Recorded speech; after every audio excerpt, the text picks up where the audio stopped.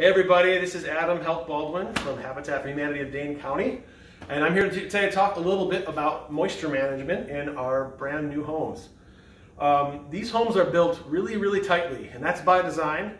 It makes them way more energy efficient, but in order to, since they're really tight, in order to control the moisture, we have to make sure we have a place for it to go.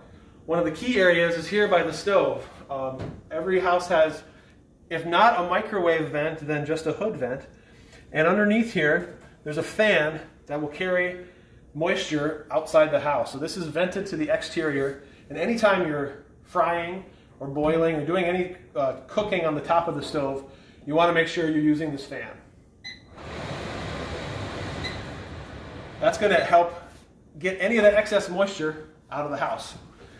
If you notice that in the wintertime you have some moisture starting to build up on your windows, that's a good sense that you aren't getting enough moisture out of the house.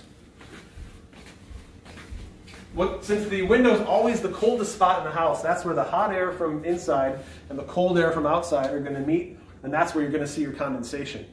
You'll regularly see it either here towards the bottom of the window where the air doesn't quite get as much, or sometimes here in the middle of the window in the case if you don't have your locks locked.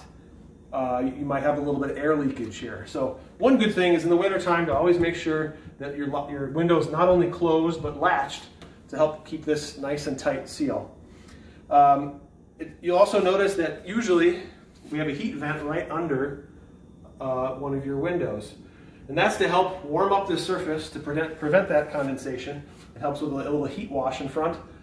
Another thing you can do to help prevent that condensation is keep your blinds open occasionally. That helps you get a little more air circulation by the window. But if you're noticing a buildup of that condensation, the root cause is that there's too much moisture in the house. So you want to make sure you have a way to properly ventilate that out.